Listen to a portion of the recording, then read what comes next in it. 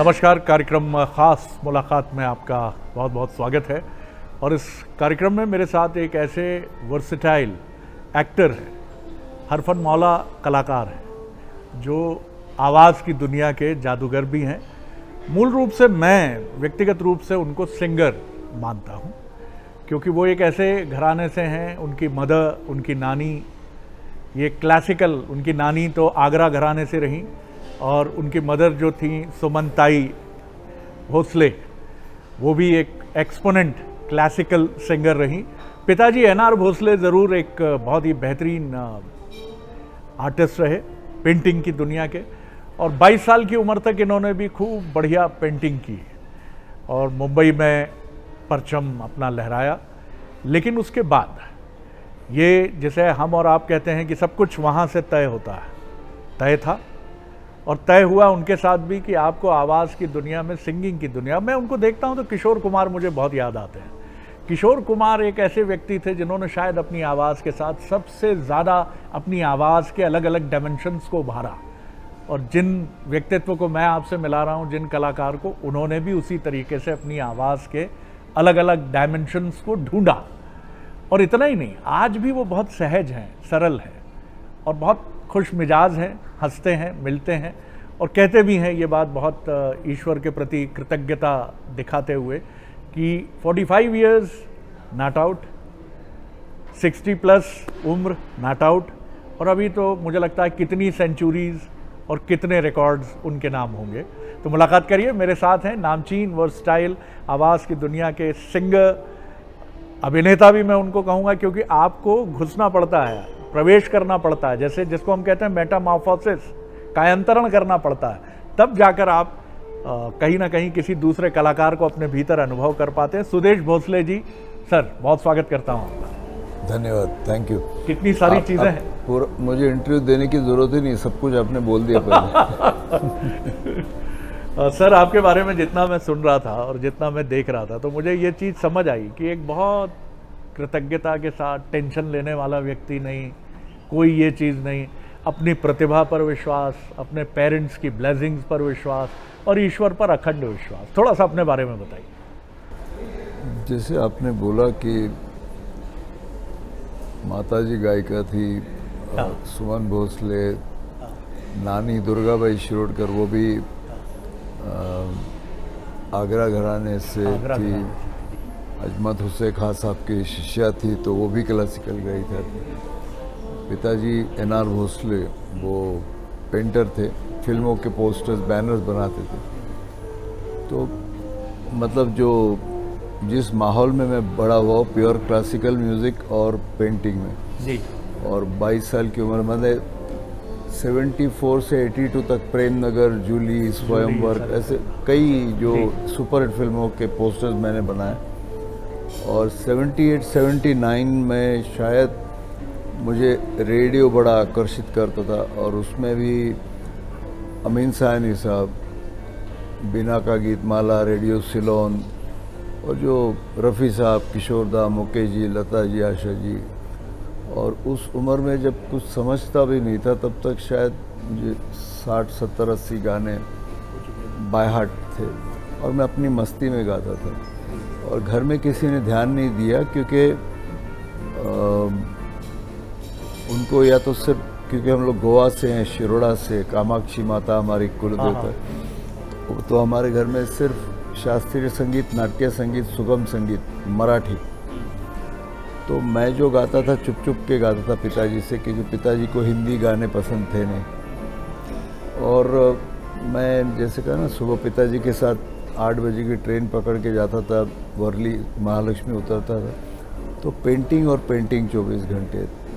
और मुझे खुद समझ में नहीं आया कि मैं कैसे इतने गाने बाय हार्ट हुए, और माता पिता को तो बिल्कुल मालूम नहीं था कि ये ऐसा कुछ करेगा। ये बहुत ही मतलब शर्मीला, डरा हुआ, एकदम नज़रें झुकाए हुए ऐसा बालक था मैं। लेकिन कहते ना 18-19 की उम्र में ऐसे मैंने रियलाइज़ किया कि मैं एस.डी. बर्मन साहब की आवाज़ बड़ी आकर्षित करती थी मुझे, सहगल साहब की आवाज़, क्योंकि डिफरेंट थी, तो मैं अपने आप वो गाने लगा। और मुझे लोगों ने बताया, मेरे दोस्तों ने, कि भाई तू जब गाता तो सिर्फ आवाज़ भी वैसे ही निकलती। तो कहते हैं ना, कोई प्लानिंग नहीं थी। और फिर अचानक हेमंत कुमार, किशोर दा, रफ़ी साहब, मुकेश जी,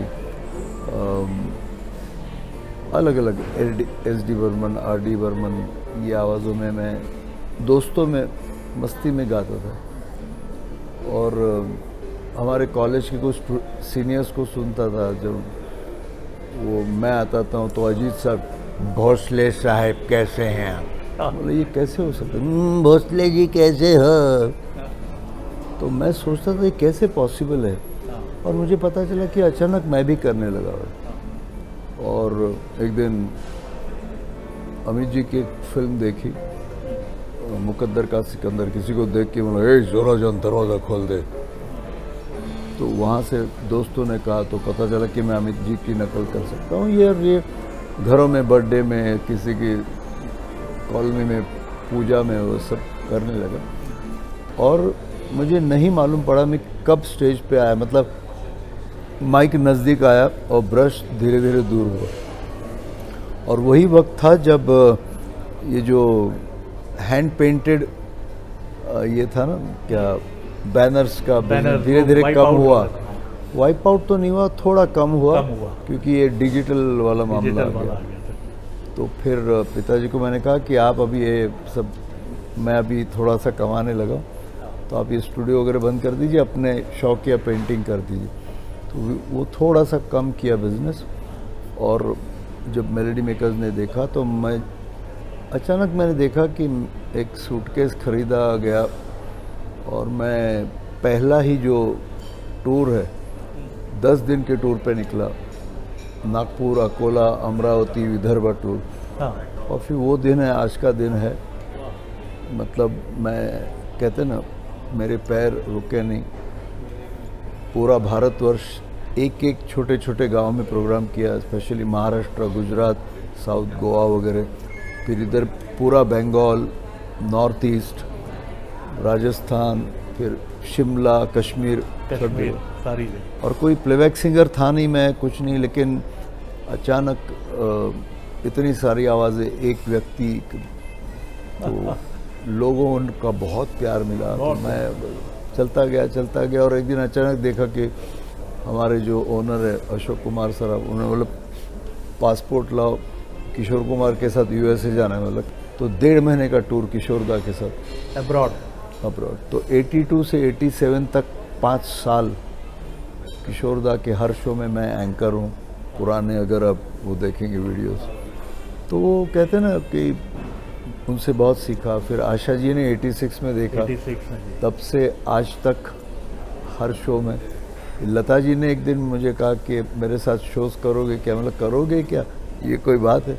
उनके साथ एक वर्ल्ड टूर। और 90 में मैं उस वक्त थोड़ा सा, कहते ना, प्लेबैक सिंगर का कीड़ा जागने लगा था जी। तो पंचम दा ने पहला ब्रेक दिया ज़लज़ला में जी। फिर अमित जी के लिए गवाया मुझे इंद्रजीत में, और लक्ष्मीकांत प्यारेलाल ने अजूबा में गवाया। पहली बार हुआ कि एक्टर की आवाज़ में गाना, एक्टर, ये पहला प्रयोग था जी। और फिर जब अमित जी ने सुना तो ये बोले कौन है, तो शशि कपूर जी ने मिलाया मुझे। तो मैं देख रहा हूँ कि अमित जी सामने खड़े हैं, तो मैंने सर नमस्ते। तो सामने से, अरे भैया हमारी आपकी आवाज़ें तो बहुत मिलती जुलती, मुझे तो पता नहीं चला गाना मैंने कब गाया। वाह। तो जब अमित जी ने गाना, मतलब मेरी आवाज़ को एक्सेप्ट कर लिया कि बिल्कुल ये मेरे जैसी है, तो फिर लक्ष्मीकांत जी की आइडिया आया कि ऐसा कुछ बनाया जाए कि लोगों को लगे कि अमिताभ बच्चन गा रहा है, और जुम्मा चुम्मा बन गया। उसके बाद तो कहते ना, यहाँ एक वो लग गया बोर्ड, वॉइस ऑफ अमिताभ। एक सिमिलैरिटी अमित जी के और आपकी पर्सनैलिटी में मैंने देखी कि जैसे उन्होंने हर चीज़ को स्वीकारा। जब कोई टेलीविज़न आने तैयार नहीं था तो उन्होंने KBC एक्सेप्ट किया, और यही वजह है कि आज 80 प्लस होने के बाद भी उनके पास काम की कमी नहीं है। आपने भी मेरे ख्याल से कभी ये ईगो और ये दिमाग में नहीं पाला कि मैं ये हूँ। मैंने माफ़ कीजिएगा, कई सिंगर्स, कई कलाकारों को घर बैठते देखा है, जरा सा फेम मिला, होता है, ये सबके साथ होता, मनुष्य है, कोई मैं नहीं गलती मानता उनकी। आपके साथ भी क्या कैसे आपने इस चीज़ को कैसे कैसे सर इसको कवर किया, कैसे आपने मैनेज किया? नहीं, एक्चुअली जब मैं पेंटिंग करता था तो 200% पेंटिंग ही करता था। क्या बात है। जो मुझे स्टेज पे बुला, जब मैं यहाँ होता हूँ तो अब आपके साथ हूँ 100%। जब मैं हेमंत कुमार जी को गाता हूँ तो उसमें कहीं अमिताभ बच्चन या किशोर कुमार नहीं आते। और मैंने कहा कि ये आर्ट मुझे भगवान ने दी है, मेरा इसमें कोई कंट्रीब्यूशन नहीं। तो मतलब ये लोग बोलते हैं कि यार ऐसा किसी को, हम लोग कोशिश भी करते तो हमसे होता नहीं, और ये मुझसे सहज निकलता है। तो मैंने सोचा फिर इसके ऊपर मेहनत करनी चाहिए, इसको रिस्पेक्ट करना चाहिए। क्योंकि मैं कभी भी, आज भी जिंगल गाते ना छोटे रेडियो स्पॉट एडवर्टाइज, तो मैं उसको ऐसा सोच के गाता हूँ कि मैं जुम्मा चुम्मा गा रहा हूँ। मतलब एक जिंगल भी आपको सुपरस्टार बना सकता है। फिर बीच में एक ऐसा समय आया कि मैं थोड़ा सा फ्रस्ट्रेशन में गया, कि नर्वस हो गया कि लोग अमिताभ बच्चन मांगते, किशोर कुमार, एस.डी. बर्मन, मतलब मेरी आवाज़ कहाँ है। तो मैं थोड़ा बहुत परेशान रहता था।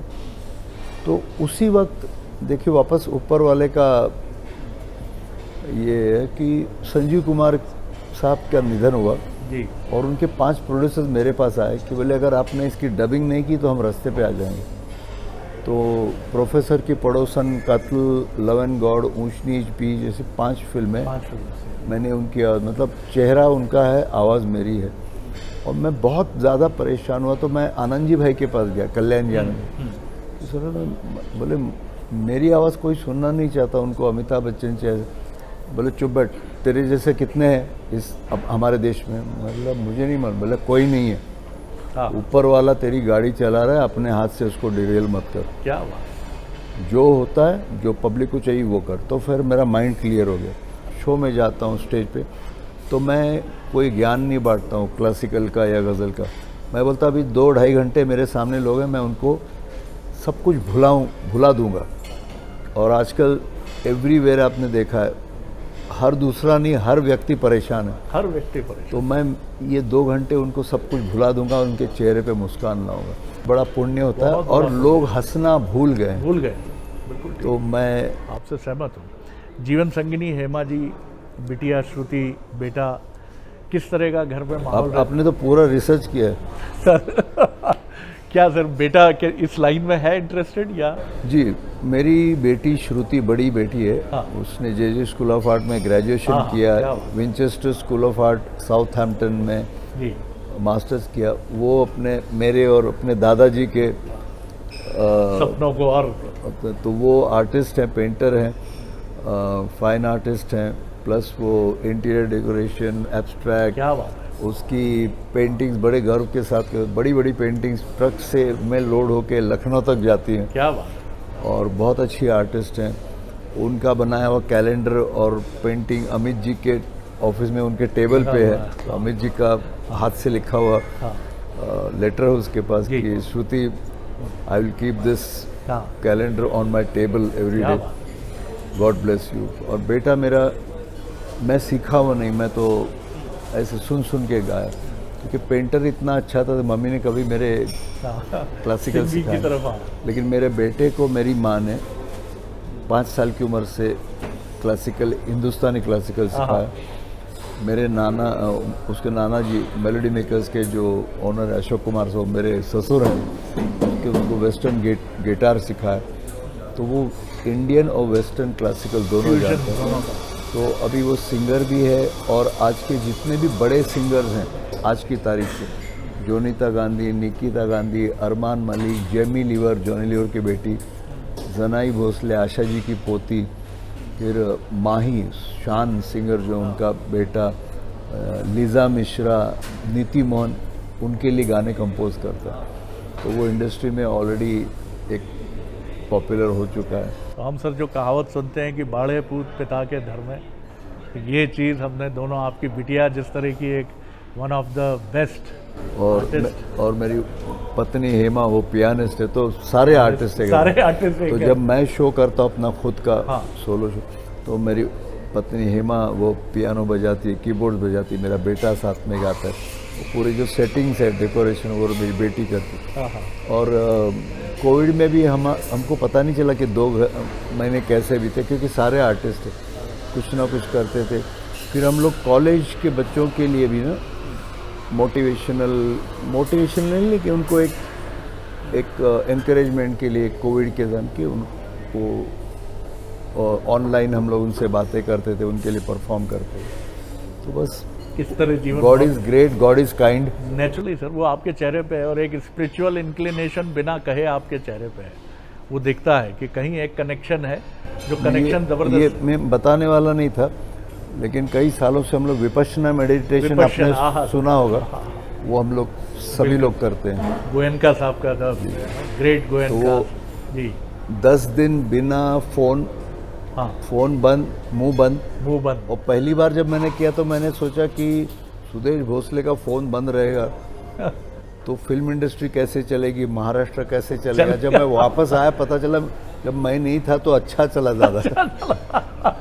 ये भ्रम हम सब लोगों को हो जाता है। सबको भ्रम है कि मेरी वजह से दुनिया चल रही है, और विपश्यना यही सिखाता। वो ईगो, वो भ्रम चला गया, सब चला गया। तो स्पिरिचुअलिटी की वजह से अब मालूम पड़ा, बहुत लेट, लेकिन अब कि ये बंगले गाड़ी उसमें कुछ नहीं, कुछ दे नहीं सकते, कम से कम छीनो मत। तो थोड़ा सा लोगों को और जो मिला है सोसाइटी से उसको कुछ थोड़ा परसेंटेज वापस दे दो। तो भले देर है, थोड़ी अक्ल आई है, तो भले मदद मत करो, किसी का नुकसान मत करो, जियो और जीने दो, ये सब। तो अगर मेरी वजह से, मेरे गानों से, या अभी आप स्टेज पे देखेंगे कि लोग खुश होते हैं, तो बस वही हमारी कमाई है, वही आपकी। अब रियलिटी शोज को मैं ये तो नहीं कहूँगा आप पसंद नहीं करते, लेकिन उनकी सच्चाई, उनका काला चेहरा कई बार आपको दिखता है। नहीं, रियलिटी शोज को मैं पसंद नहीं करता, ये गलत है जी। बल्कि हम जब घूमते ना इंडिया में, पूरे वर्ल्ड में, मेरे से 100 गुना ज़्यादा टैलेंटेड बच्चे मैं देखता हूँ, लेकिन तब मैं सोचता हूँ अच्छा उनके पास, सोचिए किसी गांव से मुंबई आने के ट्रेन के पैसे भी भगवान नहीं देता उनको। तो ऐसे लोगों को जब स्क्रीन पे मौका मिलता है तो बहुत बड़ी बात हो गई ना। लेकिन मैं क्या कहता हूँ कि अगर मैं एक नया बच्चा हूँ, मैंने गाया रियलिटी शो में और सभी जजेस ने मेरी तारीफ़ की और एक ही एपिसोड में पूरे वर्ल्ड फेमस हो गया, तो वो जो उम्र है बड़ी नाजुक है। तो माता पिता का ये कर्तव्य है कि बेटा ये तुमको मौका मिला, इसका ही शुक्रिया अदा करो। अपने आप को लता मंगेशकर, आशा भोसले, अमिताभ बच्चन या रफ़ी साहब, किशोरदा मत समझो एक ही एपिसोड में। और वो क्या होता है कि 6 महीने एपिसोड चलता है ना, तब वो स्टार्स होते हैं। जब दूसरा सीज़न शुरू होता है तो इनको फिर उतना अटेंशन मिलता नहीं, तो कभी लोग डिप्रेशन में चले जाते हैं ये बच्चे। तब माता पिता का ये फ़र्ज़ है, ड्यूटी है कि बेटा ये आपको तो मौका मिल गया, आपको तो 100 रुपये कभी देखे नहीं थे, वहाँ 1 लाख 1.5 लाख मिलने लगा। तो अब शो के बाद फिर गुरुजी के पास जाओ, लंबी रेस का घोड़ा बनो, एक रात का नहीं। तो वो कुछ लोगों को, कई पेरेंट्स मेरे पास आते हैं कि मेरा बेटा, आप कोई उसको 5,000 भी दे नहीं देता तो डिप्रेशन में चला गया। तो मतलब गलती आपकी है। आपने घर में जब वो आया, पहला जज ने बोला अरे ऐसा गाना तो हमने लाइफ में नहीं सुना, तो आप उसको कुर्सी दे रहे हो, पानी का ग्लास दे रहे हो, उसको स्टार घर में मत ट्रीट करो। अब मैं घर में जाता हूँ तो मुझे कोई सेलिब्रिटी करके ट्रीट नहीं करता, अपने पानी का ग्लास खुद उठाना पड़ता है। मतलब हम लोग इक्वल हैं। घर में जब जाते हो तो एक बेटा, पति, बेटा, जो वैसा। स्टेज के बाहर निकलने के बाद स्टार मत बनो, आपने बड़ी नॉर्मल बनो। आपने बड़ी इंपॉर्टेंट बात कही। ये वैसा ही है क्या शायद कि आपने एक मैच खेला और इंडियन क्रिकेट टीम में सिलेक्शन हो गया? ऐसा नहीं होता। सुदेश भोसले जी ने फेलियर्स भी देखा, अमिताभ बच्चन ने फेलियर्स भी देखा, किशोर कुमार को तो अशोक कुमार ही रिजेक्ट करते थे सबसे पहले, कुछ नहीं है, चला जा, काय को कह रहा है। नहीं, आप सोचिए ना, इतने बड़े सुपरस्टार हैं क्रिकेट के, वो एक मैच में 0 मारते तो लोग उनके घर पे पथराव करने चले। तो ये और हम लोग विपश्यना में ये है, एवरीथिंग इज टेम्पररी, ये भी गुजर जाएगा, अच्छे दिन भी गुजर जाएंगे, बुरे दिन भी गुजर जाएंगे। तो ये हमारा एक वो टैग लाइन है। ये भी बदल जाएगा, ये भी गुजर जाएगा। तो इस और हमने इतने बड़े बड़े लोगों के साथ काम किया है, ऐसे उड़ते हुए देखा, ठपक गिरते हुए देखा।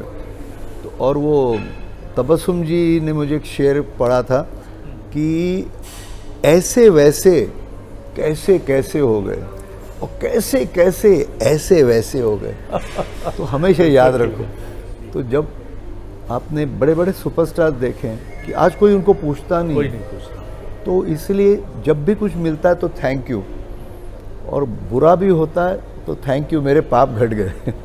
एक दो सवालों से ख़त्म करूँ। जी जी। मैं ये जानता हूँ सर, क्योंकि थोड़ा बहुत मिमिक्री का शौक मुझे भी रहा, कि ये बिना एक्टर हुए ये नहीं हो सकता। आपको उस कलाकार को, जैसे असरानी है, अब एक टिपिकल बॉडी लैंग्वेज है, या ओम प्रकाश जी की एक टिपिकल बॉडी लैंग्वेज है, पूरा शरीर हिलता है।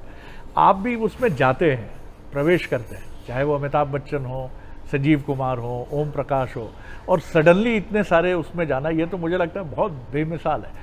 सबसे डिफ़िकल्ट आपको क्या लगा जब आपने शुरू किया? देखिए, मैंने जब संजीव कुमार जी को ट्राई किया तो बिल्कुल हो ही नहीं रहा था। 10-15 दिन आवाज़ बैठ गई थी, पर एक दिन अचानक आ गई। और जैसे कुछ वॉइसेस हैं ना, जैसे अनुपम खेर है, मैं टीवी पे देख रहा हूँ कि अनुपम खेर जी और अमित जी की एक फिल्म चल रही है, ऐसा कुछ होता है, अमित जी उनको एक चाटा मारते, तो अनुपम खेर, तो मेरा बेटा बेटे मिस्टर डेविड आ, और मैंने इमीडिएट आपने पकड़ लिया, अचानक हो गया। तो कुछ वॉइसेस अपने आप आए, और मैं सीधे मतलब क्या होता है ना, हम्बली एक्सेप्ट करता हूँ कि जो ये नए अभी है ना, ऋतिक रोशन, टाइगर श्रॉफ, इनकी मुझसे एक उम्र होती है ना, ग्रास्पिंग पावर आपका बहुत अच्छा होता है। क्या बात है। तो 40 साल पहले आप कोई भी वॉइस बोलते तो विद इन सेकेंड निकलती थी, लेकिन अभी वाले जो कलाकार हैं वो बहुत अच्छे हैं, जो नए कलाकारों की। तो पॉलिटिशियंस को ट्राई नहीं किया आपने? किया, पर उतना मजा जो अपने गले में, हाँ बिल्कुल, जो सिद्ध हो गए वापस जो आईसी है ना, भगवान ने दिया उतना ही जी, कोशिश करता हूँ, लेकिन जो परफेक्ट है वही करता हूँ। अभी मैंने हाल ही में, हम लोग बैठ के ऐसे गिन रहे थे, तो मैंने गिना कि 21 प्लेबैक सिंगर्स और 28 एक्टर्स की आवाज़ें करते, तो काफ़ी है, काफ़ी मसाला है, और 10-20 साल चल रहे। आपकी पसंद का कोई गीत? और मुझे कपिल शर्मा ने वो एक बोला, हाँ, ये एक ऐसा मॉल है सुदेश भोसले, हाँ, जिसमें हर तरह की दुकान लगी हुई है। बिल्कुल ठीक है। जो चाहिए ले जाओ, जो चाहिए वो ले। आपको पसंद जो गीत हो, 2 लाइनें गुनगुना दीजिए जो आपको पसंद हो, और आप जब मस्ती में अपनी बैठते हैं, विपश्यना के बाद, ध्यान करने के बाद। मस्ती से भी ज़्यादा अभी जो ज़रूरत है, और किशोरदा का है, साथी न कारवां है, ये तेरा इम्तिहान है, साथी न कारवां है, ये तेरा इम्तिहान है, यूं ही चला चल दिल के सहारे, करती है मंजिल तुझको पुकारे, देख कहीं कोई रोक नहीं ले तुझको पुकार के, ओ राही ओ राही ओ राही ओ राही, रुक जाना नहीं तू कहीं हार के, कांटों पे चल के मिलेंगे साए बाहर के। क्या बात है सर, और युवाओं के लिए कितना मुफीद है, you कितना मुफीद है सर। एक दो अगर आपसे विनोद खन्ना नहीं सुना तो फिर तो इस इंटरव्यू में मजा ही नहीं आया, क्योंकि रेयरेस्ट ऑफ द रेयर है। यहाँ का दादा है तो हाँ, आज मुझे भोपाल बुला के गवाओगे, सब कुछ करूँगा, हाँ हाँ, वाह, नमस्कार। वाह वाह। और अनुपम खेर, और सर कंक्लूड करते हुए असरानी हसन जी। भोपाल वालों, जब हम नहीं सुधरे तो तुम क्या सुधरोगे? हाँ, कल जरूर आना हमारे कार्यक्रम में, हंसाऊंगा, नचाऊंगा, गवाऊंगा। हाँ, वाह, थैंक यू। वाह वाह वाह। तो ये सुदेश भोसले, रुक जाना नहीं, इस गाने में पूरी फिलॉसफी है और यही उनके जीवन की फिलॉसफी है। वो रुके नहीं, प्रलोभन आए, डिप्रेशन आया, निराशा आई, लेकिन सुदेश जी चलते रहे क्योंकि उनके ऊपर ब्लेसिंग्स थी उनके पेरेंट्स की, उनके ग्रैंड पेरेंट्स की, और उनकी ब्लेसिंग्स और उनकी जीवन संगिनी हेमा जी की ब्लेसिंग्स उनके बच्चों पर है। और आज एक बहुत ही एक्सपोनेंट आर्टिस्ट हैं, कलाकार हैं, जो पेंटिंग करती हैं बिटिया, जे स्कूल ऑफ आर्ट्स मुंबई से दीक्षित हैं, और पुत्र जो हैं वो दुनिया भर के बेहतरीन सिंगर्स के साथ म्यूज़िक कंपोजिंग में हैं, और ख़ुद पियानिस्ट हैं उनकी वाइफ। तो ये सफ़र चलता रहेगा और यही मकसद है। विपश्यना के भी विद्यार्थी हैं सुदेश जी, ये मेरे ख्याल से पहली बार ये चीज़ उजागर हुई है किसी बातचीत में, जितना मैं समझता हूँ, और यही उनकी ध्यान धारणा जो है उनको ऊर्जावान रखती है। चरे वेती चलते रहो चलते रहो। ख़ास मुलाकात में इतना ही, अगली बार एक और ख़ास पर्सनैलिटी के साथ मिलेंगे।